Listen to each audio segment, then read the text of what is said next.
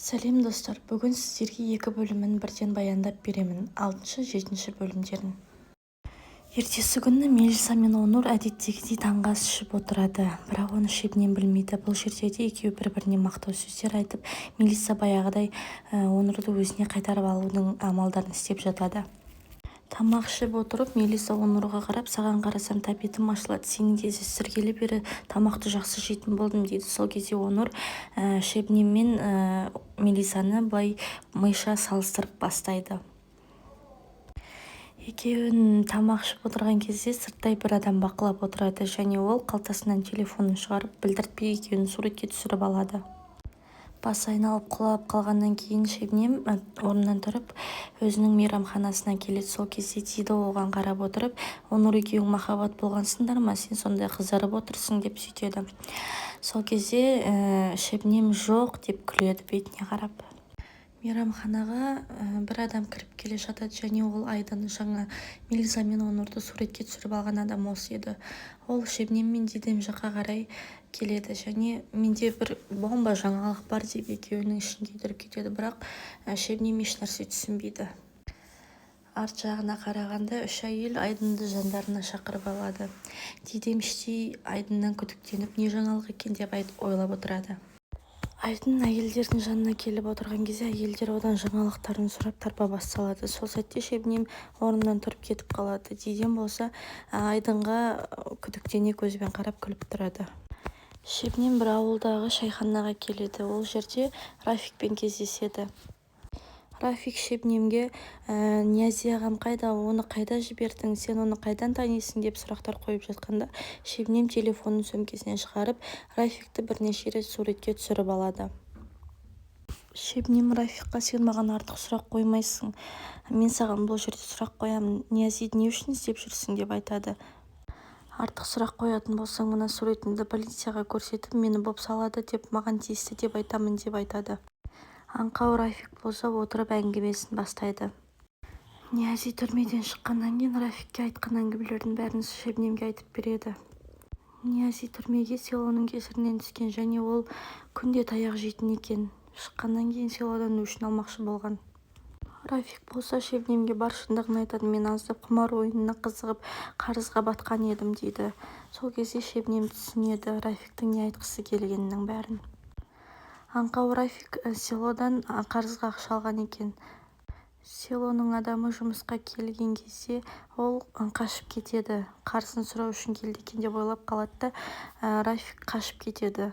Селоның адамы Рафикті қуалап жүріп әрең-дегенде ұстап алады, және оған айтады: село саған бір тапсырма береді, соны орындасаң, сен қарызыңды қайтармай қоюыңа болады деп айтады. Сол кезде Рафик не тапсырма екенін сұрайды. Ал көмекшісі болса Ниязиді өлтір деп айтады. Рафик болса Ниязиді таппағаннан кейін полицияға барып шағымданады. Шебнем сол кезде соны табу үшін сен сонда полицияға шағымдандың ба дейді. Сол кезде Рафик иә дейді. Шебнем жынданып кетеді. Менің басымды бәлеге қалдырдың ғой деп айтады. Сол сәтте Шебнем өзінің қулығы мен Рафикқа жоспарын айтады. Сен селоға барып Ниязиді өлтіргеніңді және оның денесін суға ағызып жібергеніңді айтасың дейді. Сенбесе мына пышақты көрсетесің дейді. Рафик пышақты алып ойланып қалады. Шебнем Рафикке айтады: сен полицияға барасың да арызыңды қайтарып аласың, Ниязиді тапқаның туралы айтасың дейді. Сол кезде шынымен Ниязи қайда дегенде Шебнем Рафиктің бетіне қарап, Ниязи өлді деп кетіп қалады.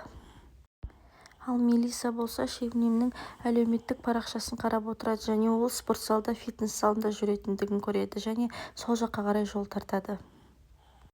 Бұл сәтте Шебнем киініп, дайындалып, фитнес залына қарай кіріп бара жатқанда тренері Саметті кездестіріп қалады. Самет болса: сіз көптен бері көрінбей кеттіңіз дейді. Шебнем: иә, шаршап жүрмін, менің денемді қалыпқа келтіруім керек, сен соған барынша күшіңді салып көмектес деп айтады.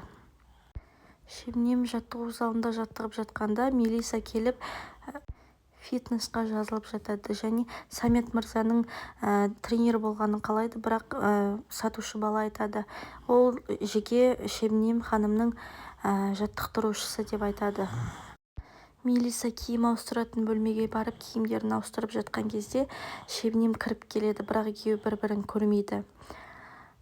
Шебнем фитнесін аяқтап, Мелиса болса фитнес залына қарай кетіп бара жатады. Екеуі киімдерін алып, екіге бөлініп кетеді. Бұл кезде көрмей қалады бір-бірін. Ал бұл болса Айселдің үйі. Айсел көмекшісі арқылы үйіне қара гүл алғызады. Және оның өзінің бір белгісі бар еді. Мына екі қурап қалған гүлдің жанына келіп, Айсел өткенін ойлап тұрады. Шебнем аяғы ауыр екенін осы гүл арқылы Айселге хабарын жеткізген еді. Айсел гүлдегі хатты алып енді оқи бергенде телефонына қоңырау шалынады, және ол Онур еді. Онур Шебнемнің аяғы ауыр екенін айтып жатқанда басында Айсел шошып шок болып қалады. Соңынан кейін өтірік күліп, Онур білмеу үшін өтірік қуанғандай түр танытады. Және де Еже дүниеге келеді. Ол Онур мен Шебнемнің бірінші қызы. Шебнем Ежені Айселдің қолына беріп жатып, қара, мен саған немере сыйладым деп мәз болып отырады. Біраз жылдар өткеннен кейін Айселге тағы да қара гүл келеді. Және ол кезде ол ұлына екіқабат екенін хабарлау үшін жіберілген еді. Айселге тағы да Онур хабарласып айтайын дегенде Айсел білетіндігін айтады. Сосын ұлы дүниеге келеді. Бәрі бақытты болып жүреді. Оның ішінде Онур өте қатты бақытты болады ұлды болғанына. Айсел болса іштей тырысып отырады. Өткенін ойлап ойға шомып тұрған кезде Айселдің жанына көмекшісі келеді. Гүлді Шебнем ханымға жолдайын ба деген кезде Айсел жоқ, әлі уақыты келген жоқ деп айтады. Шебнем кешкісін отбасымен кешкі ас ішіп отырғанда ойға шомып кетеді. Оны байқаған Онур Шебнемді сөзге тартып, әңгімеге айналдырып кетеді. Ал Месут болса үйінде Шебнемнің қылықтарын, сөйлеген сөздерін ойлап мәз болып отырады. Ол Шебнемге іштей ғашық болып қалады. Шебнемнің құлап бара жатып қараған көз қарасын, бәрін ойлап, іштей күліп мәз болып отырады. Ал бұл кешкісін мейрамханадағы көрініс. Дидем Айдын кетіп қалмау үшін оны сырттай аңдып отырады. Және де Дидем Айдынға бері кел деп баспен изеп көрсетеді. Айдын әйелдерге мен сендермен бұл жолы бара алмаймын, мен осында қаламын деп айтады. Және Дидемнің жанына келеді. Дидем оған сұрақ қояды, қандай жаңалық сенің көрсетейін деп жүргенің дейді. Сол кезде Айдын менің көп шарттарым бар, оны көрсету үшін деп айтады. Шарттарын қояды. Дидем және оның шарттарына келіседі. Сол сәтте Айдын Дидемге жаңағы фотоны көрсетеді. Фотоны көрген Дидем қатты шошып кетеді. Себебі ол Шебнемнің арқасында осы жағдайға жетіп отырған еді.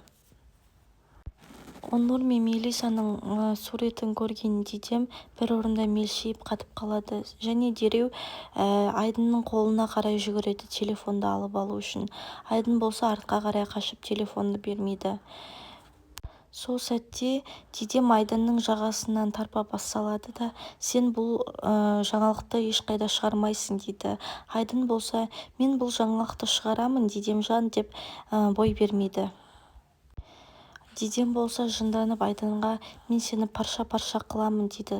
Бірақ Айдын ол сөздерден қорықпайды. Мен бұл жаңалықты шығарамын деп бой бермейді. Ол кезде Шебнем тәтті ұйқыда еді. Оған Дидем қайта-қайта жазады. Қыз, сенімен сөйлесуім керек, бұл өте маңызды шаруа деп жазып жатады. Бірақ Шебнем оянбайды. Тәтті ұйқысын жалғастырып ұйықтай береді. Ал Айсел болса ол кезде Шебнемге қарсы соғыс ашып жатқан еді. Бірақ Шебнем одан әлі бейхабар. Айсел жұмыс істеп отырып, тағы да өткен шағын ойлап, ойға шомып кетеді. Өткен шағын ойлау барысында Айсел Шебнемді жеке бөлмесіне шақырып алып, әңгіме бастап жатады. Шебнем еш нәрседен бейхабар еді және ол мысқылдап күліп отырады.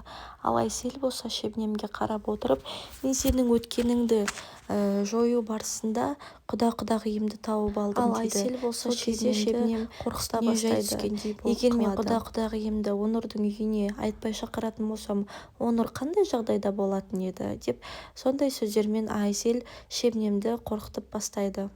Және Шебнемге шарттары бар екендігін айтады. Шебнем сол сәтте Айселге сыр білдірмей, шарттың неке шартына қол қою ғой дейді. Сол сәтте Айсел күледі. Шебнем әкел дереу қол қояйын деп айтады. Айсель өлең айтып келіп, Шебнемге неке шартын береді және Шебнем қолын қояды.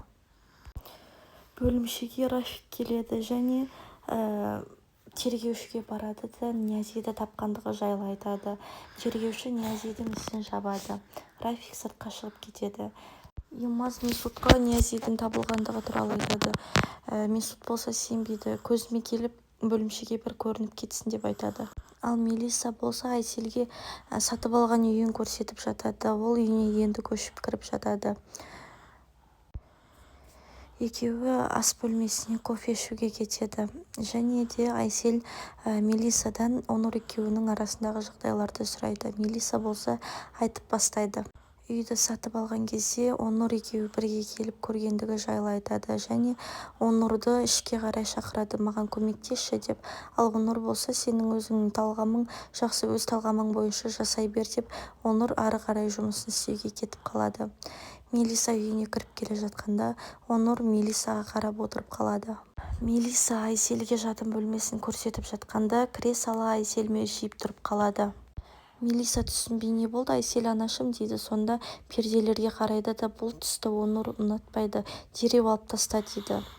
Айсель Мелисаға сен Онурдың әлі не жақсы көріп, не жақсы көрмейтінін білмейсің бе деп ашуланып кетіп бара жатқанда Айсель миыңмен жұмыс істе деп Мелисаға айтып жатады. Есіңде болсын, сенің қарсыласың өте мықты әйел. Ол сені алады да мыжып-мыжып үрлеп ұшыра салады дейді. Сол кезде Мелиса ойланып қалады. Ал Онур болса теннис ойнап жүріп, Мелисаның сөйлеген сөздерін, қылықтарын, айтқан әңгімелерін, тәтті сөздерінің бәрін ойлап жүреді. Оған іштей басы кетіп жүр. Солай Онур да екі ойлы болып қалады. Мелиса үй қызметшісіне перделерді лақтыра салуды бұйырады және Айсельді мазақтап, келемеждеп, оған бағынбайтындығы жайлы өзіне іштей айтады. Ол киімдерін дайындайды, боянады, киінеді және көлігіне отырып бір жаққа қарай шығып кетеді. Ол Шебнемнің мейрамханасына қарай жол тартқан еді. Мейрамханасына Шебнем келіп, көліктен түсе бергенде оны алдынан Месут қарсы алады. Және Шебнемге көлікке отыруын өтінеді, бір-екі әңгімесі барын айтады. Қорғаныс белдігін тағып алуды өтінеді және Месуттың көзі Шебнемнің аяғына түсіп кетеді. Екеуі оңаша бір жерге қарай шығып кетеді. Месут Шебнемге Ниязидің табылғандығы жайлы айтып жатады. Сол кезде Шебнем ол кім еді деп өтірік түсінбегенде ақымақ болады. Сол кезде Месут Шебнемнің бетіне қарап тұрып, Шебнем, сіз өте ақылды әйелсіз дегенде барып Шебнем өтірік күліп, жақсы болған екен, бала шағасымен қауышқан шығар деп айтады. Месут осы жерден істің тоқтағандығын айтып, Шебнемді қимай отырады. Шебнем болса Месуттан тезірек құтылғысы келеді және белдікті шешіп жатқанда шешілмейді. Оған Месут көмектеседі. Месут іштей ғашық болып қалған еді. Маған қатты сезілді осы кезде. Шебнем көліктен түсіп кетіп бара жатқанда Месут айнадан қимай қарап отырады және Шебнем телефонын алып дереу Месуттың бастығына хабарласып шағымданады. Ал Мелиса болса ол кезде мейрамханаға келіп үлгерген еді. Шебнем жаяулатып мейрамханасына келгенде Дидо оны қарсы алады және Шебнем ешнәрседен хабары жоқ еді. Дидем болса Шебнемді басын изеп өздерінің жеке бөлмесіне алып кетеді және фотоны көрсетеді. Шебнемнің үстінен біреу мұздай су құйып жүргендей оның басы айналып өз-өзіне ие бола алмай қалады. Және суретті маған жібер деп Дидемге тарпа бас салады. Дидем болса сен сабыр сақташы, бәрін ақылмен ойластырайық, ақылмен шешейік деп айтады. Ал Шебнем болса қатты есеңгіреп қалады. Дидем оны жұбатып жатады. Дидемге фотоны жібер деп айқайлап жібереді.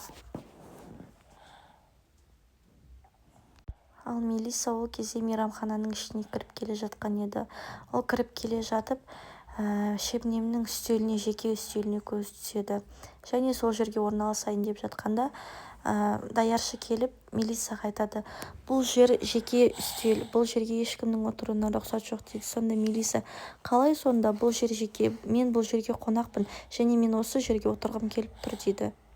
ал ол кезде шебнем мен дидо арпалысып жатқан еді. Шебнем өзінің шапшаңдығы мен суретті өзіне жіберіп алады.